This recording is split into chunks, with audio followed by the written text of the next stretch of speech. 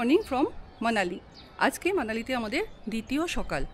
গতকাল সন্ধে থেকে প্রচণ্ড বৃষ্টি হয়েছে, রাত্রেও বেশ মুষলধারে ঝমঝমে বৃষ্টি হয়েছে। তার ফলে কি হয়েছে, আজকে সকাল থেকে ওয়েদার একদম ঝকঝকে ক্লিয়ার। কালকে আমরা এই পাহাড়গুলোর যে ভিউটা পেয়েছিলাম একটু হালকা কুয়াশায় মোড়া ছিল, সেটা আজকে কিন্তু একদম ক্লিয়ার। এই বরফে ঢাকা যে পাহাড়গুলো দেখতে পাচ্ছেন আজকে কিন্তু একদম ছকছক করছে, পরিষ্কার। ছাদে দাঁড়িয়ে আছি, এখান থেকে ভিউ।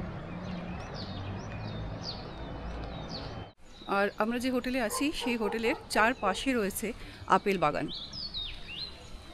এই যে যত গাছ দেখতে পাচ্ছেন সাদা সাদা সাদা সাদা ফুল হয়ে রয়েছে, এগুলো কিন্তু সব আপেল গাছ, আর সাদা ফুলগুলো সব আপেলের ফুল। এই হোটেলের চারপাশে এরকম আপেল গাছ ভর্তি। মানালিতে দ্বিতীয় দিন আমরা যে যে সাইট সিনগুলো করেছিলাম আজকের এপিসোডে সেই সব জায়গার ডিটেলস থাকছে। ব্রেকফাস্ট সেরে যে গাড়িতে আমরা ঘুরছি, আগের পর্ব যারা দেখেছেন তারা দেখেছেন আমরা 14 সিটার ট্রাভেলারে করে এই পুরো ট্যুরটা কমপ্লিট করছি। তো সেই গাড়িতে করে আমরা প্রথমেই চলে এলাম সোলাং ভ্যালি। সোলাং ভ্যালিতে প্রচুর ফান অ্যাক্টিভিটিস হয়, তার মধ্যে প্রধান হলো এই এটিভি বাইক রাইড। এই এটিভি বাইকে করে কিন্তু একদম ওপর পর্যন্ত চলে যাওয়া যায় অঞ্জনী মহাদেবের মন্দিরে, আর এছাড়াও ঘোড়া করেও কিন্তু যাওয়া যায়। আমরা এটিভি বাইকে করে গিয়েছিলাম। এক্ষেত্রে এক একজনের ভাড়া পড়ে 1500 টাকা করে, তবে এখানে কিন্তু আপনারা বার্গেন অবশ্যই করবেন। বার্গেন করার পর আমাদের 1350 করে এক একজনের ভাড়া লেগেছিল। এই যে পুরো রাস্তাটা দেখছেন এটা কিন্তু শীতকালে পুরো বরফে ঢাকা থাকে। আমরা এপ্রিলে গিয়েছিলাম, তখন কিন্তু বরফ ছিল না, আর রাস্তাটা কিন্তু বেশ এবড়ো খেবড়ো।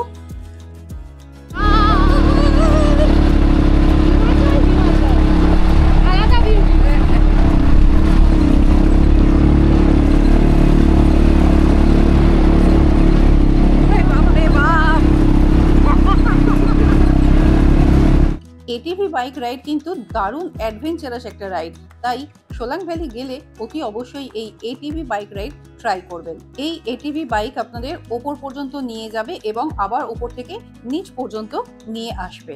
তবে বাইক যেখানে আপনাদের নামাবে সেখান থেকে অঞ্জনী মহাদেবের মন্দির পর্যন্ত যেতে কিন্তু বেশ কিছুটা হাঁটতে হয়। সোলাং ভ্যালির ওপর দিকে কিন্তু প্রচুর বরফ রয়েছে, দেখতেই পাচ্ছেন চারদিক পুরো বরফে ঢাকা, আর এই বরফের মধ্যে দিয়ে হেঁটেই কিন্তু অঞ্জনী মহাদেবের মন্দির পর্যন্ত যাওয়া যায়। এই যে ওপর থেকে ঝর্ণা পড়ছে দেখতেই পাচ্ছেন, ঠিক তার নিচে অঞ্জনী মহাদেবের মন্দির, আর চারদিকটা বরফে ঢাকা। আর এই দিক দিয়ে সিঁড়ি উঠে গেছে একদম ওপর পর্যন্ত। ওপরে একটা বাবাজির আশ্রম আছে আর একটা বজরংবলীর মন্দির রয়েছে। সোলাং ভ্যালি থেকে আমরা এখন ওপরে যাচ্ছি অঞ্জনী মহাদেব মন্দিরে। নিচ থেকে ওপর পর্যন্ত আমরা ওই এটিভি বাইক করে এলাম। এবার বাকি যে রাস্তাটা এরকম সিঁড়ি করা আছে, এই রাস্তাটা কিন্তু পায়ে হেঁটেই উঠতে হবে। এই যে জায়গাটা দেখছেন এটা কিন্তু সোলাং ভ্যালির সব থেকে উঁচু জায়গা। এইরকম বড় একটা খাড়া পাহাড়ের নিচে গুরুজির একটা আশ্রম রয়েছে, আর এখান থেকে চারদিকের ভিউটাও কিন্তু জাস্ট অসাধারণ। শীতকালে এই পুরো জায়গায় বরফ পড়ে থাকে, এখনো বেশ কিছু বরফ রয়েছে, তবে অনেকটাই কম, আর বরফগুলো কিন্তু একটু নোংরা। এই হচ্ছে বাবাজির আশ্রম। ভেতরে প্রবেশ নেই, তবে বাইরে এই জায়গায় আপনারা বসে রেস্ট করতে পারেন। ভীষণ শান্ত নিরিবিলি জায়গা, এখানে এসে বসলেও কিন্তু মন ভালো হয়ে যাবে, আর চারদিকের ভিউটা জাস্ট অসাধারণ। সিঁড়ি দিয়ে নিচ থেকে ওপরে ওঠার সময় বজরংবলীর এই মন্দিরটা দেখতে পাবেন। আর যে রাস্তা দিয়ে অঞ্জনী মহাদেবের মেন মন্দির পর্যন্ত যাওয়া যায় সেই জায়গাটা কিন্তু সব সময় এরকম বরফে ঢাকা থাকে। মূল মন্দিরের সামনে ক্যামেরা অ্যালাউ নেই, সেজন্য সেখানটা আর দেখাতে পারলাম না।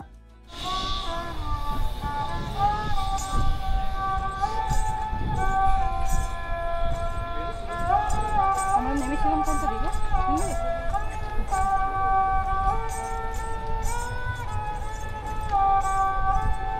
সোলাং ভ্যালিতে horse riding, ATV bike ride, zip lining এরকম নানান ধরনের অ্যাক্টিভিটি রয়েছে। আপনারা চাইলে এগুলো সবকটাই কিন্তু এখানে করতে পারেন। অঞ্জনী মহাদেবের মন্দির ঘুরে আবার এটিভি বাইকে করে আমরা নিচে চলে এলাম এবং এরপর আমরা আমাদের যে গাড়িতে করে ঘুরছি সেই গাড়িতে করে চলে এলাম দ্বিতীয় স্পটে, আর সেটা হচ্ছে বশিষ্ঠ টেম্পল।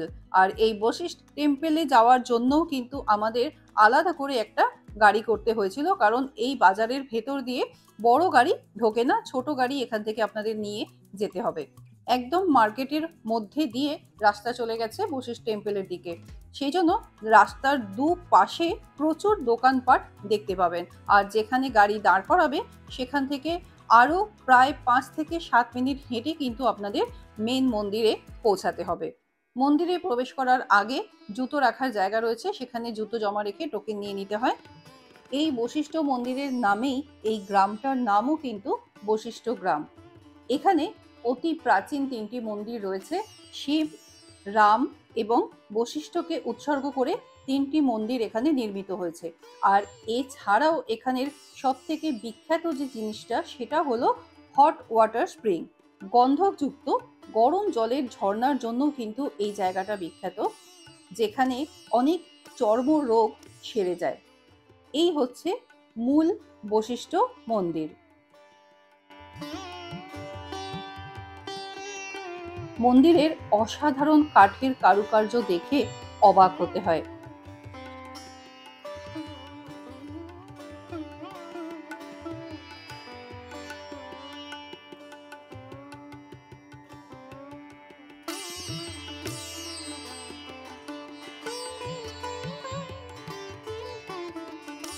বশিষ্ঠ মন্দিরের ঠিক পাশেই রয়েছে রাম মন্দির।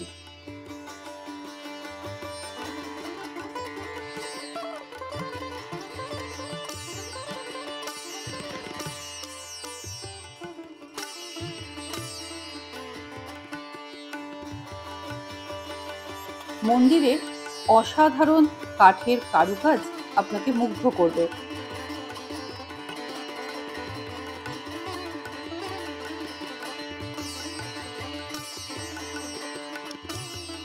এই বশিষ্ঠ টেম্পল থেকেই 3 কিলোমিটার ট্রেক করে চলে যাওয়া যায় যোগিনী ওয়াটারফলস। আর যোগিনী ওয়াটারফলস পুরো ট্রেক কমপ্লিট করতে কিন্তু 2.5 থেকে 3 ঘন্টা সময় লাগে।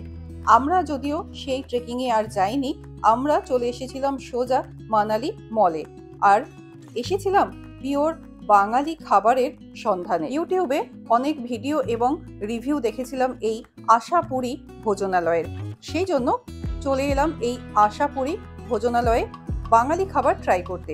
সত্যি কথা বলতে অনেকদিন পর পিওর বাঙালি খাবার খেয়ে কিন্তু খুব ভালো লেগেছিল। আমরা ফিশ থালি অর্ডার করেছিলাম, যার মধ্যে ছিল ভাত, বেগুন ভাজা, ডাল, আলু পোস্ত, আরও একটা ফুলকপি আলুর সবজি ছিল, ঝুরঝুরে আলু ভাজা, কাঁচা পেঁয়াজ, লঙ্কা, লেবু আর মাছ ছিল। মাছের পিস বেশ বড় ছিল। মানালিতে এসেছি দুপুরে লাঞ্চ করতে, রয়েছি আশাপুরী ভোজনালয়। আমি এখানে করতে করতে এই ম্যাডামদের সঙ্গে কথা হয়ে গেল বা দেখা হয়ে গেল দাদার, তো ওনার হাতে দেখলাম এই ক্যামেরাটা আছে যেটাতে রেকর্ডিং হচ্ছে, সেটা হচ্ছে DJI Action 5 Pro। খুব শিগগিরই আমি এই ক্যামেরাটা কেনার কথা ভাবছিলাম, তো ওনার কাছ থেকে জাস্ট একটা টেস্ট করলাম। উনি বলেন আপনি কথাটা শুরু করুন। তো ওনার চ্যানেলের নাম কি? আপনার চ্যানেল অথেন্টিক ব্যঞ্জন, মানে উনি ফুড ব্লগার, তাই তো? শুরুটা আমি করেছিলাম মানে কুকিং চ্যানেল দিয়ে, আচ্ছা আচ্ছা, তারপর সেটা এখন ব্লগিং হয়ে গেছে, ব্লগিং চলে। আচ্ছা, খুব ভালো, মানে খুব ভালো, এগিয়ে যান, করতে থাকুন বিভিন্ন ব্লগ, তাতে মানুষেরও কাজে লাগবে, মানুষের এন্টারটেনমেন্ট, আপনারও সময় একটা কাটানোর ব্যাপার থাকে, তাই না? মানে খুব ভালো লাগছে যে এখানে এসে হঠাৎ করে আপনার সাথে আলাপ হলো। না না একদম।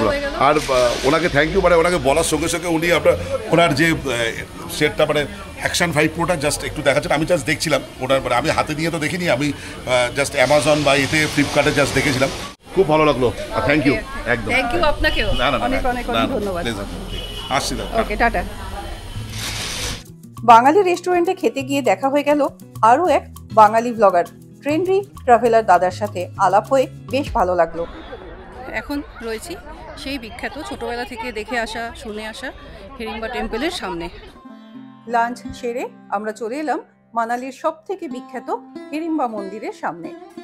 আমরা যখন গিয়েছিলাম তখন মন্দিরের ভেতরের কিছু রিনোভেশনের কাজ চলছিল, সেজন্য মন্দির বন্ধ ছিল। আমরা ভেতরে প্রবেশ করতে পারিনি, তবে বাইরের চারদিকটা ঘুরে দেখেছি। লোকাল লোকজনেরা এটাকে ধুঙ্গারি মন্দিরও বলেন, কারণ এর চারপাশে যে জঙ্গলটা আছে সেটা ধুঙ্গারি অরণ্য নামে বিখ্যাত। 1553 সালে মহারাজা বাহাদুর সিং এই মন্দির নির্মাণ করেন। মন্দিরটি পুরোটাই কাঠের তৈরি এবং মন্দির গাত্রে নানা রকম কিংবদন্তি প্রাণী এবং উদ্ভিদের ভাস্কর্য প্রদর্শিত হয়েছে। আর মন্দিরের চারদিকের পরিবেশ জাস্ট অসাধারণ।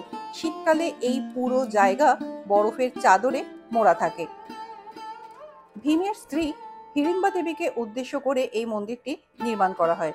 প্রত্যেক দিন সকাল 8টা থেকে সন্ধ্যে 6টা পর্যন্ত এই মন্দির খোলা থাকে। আর এই হিড়িম্বা মন্দিরের ঠিক পেছন দিকে পেয়ে যাবেন ভীম এবং হিড়িম্বার পুত্র ঘটোৎকচের একটা মন্দির। তবে সেই জায়গাটা কিন্তু ঠিক মন্দির নয়, একটা বড় গাছের নিচে বেদি বানিয়ে ঘটোৎকচের পূজা করা হয়। হিড়িম্বা টেম্পল থেকে বেশ অনেকটা উপরে উঠে এসে গেট দিয়ে বাইরে বেরিয়ে তারপর যেতে হয় ঘটোৎকচ মন্দিরে।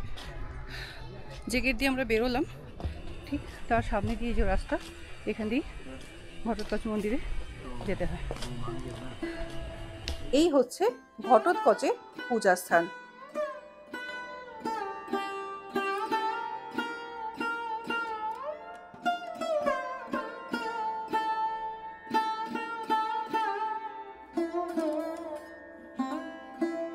হিড়িম্বা টেম্পল দেখে চলে আসুন মানালি মল রোডে।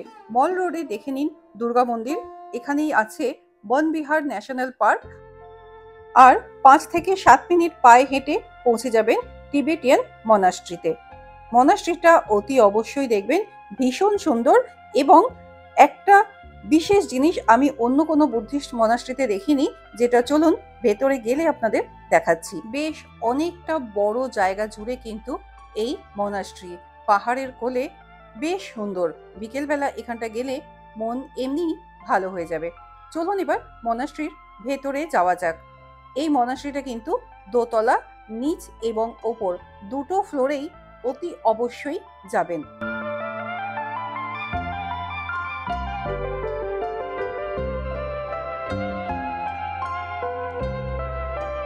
বুদ্ধদেবের পাশাপাশি বৌদ্ধ ধর্মের আরও নানা গুরুর প্রতিকৃতি এখানে রয়েছে। আর যে কথাটা আপনাদের বলেছিলাম, এখানে বুদ্ধদেবের মূর্তিটা এতটাই বড় যে এটা আপনাকে ওপর এবং নিচ দুটো তলা মিলিয়ে দেখতে হয়। নিচে দেখে তারপর সিঁড়ি দিয়ে ওপরে উঠে যেতে হবে। নিচ থেকে আপনি অর্ধেক দেখতে পাবেন এবং বুদ্ধদেবের মুখটা সামনাসামনি দেখার জন্য আপনাকে ওপরে চলে আসতে হবে। ওপরেও বৌদ্ধ ধর্মের আরও নানান মূর্তির প্রতিকৃতি রয়েছে। আর তার সাথে এই যে মেইন যে বুদ্ধদেবের মূর্তিটা, সেটা একদম সামনাসামনি যদি দেখতে হয় তাহলে কিন্তু আপনাদের ওপরেই আসতে হবে।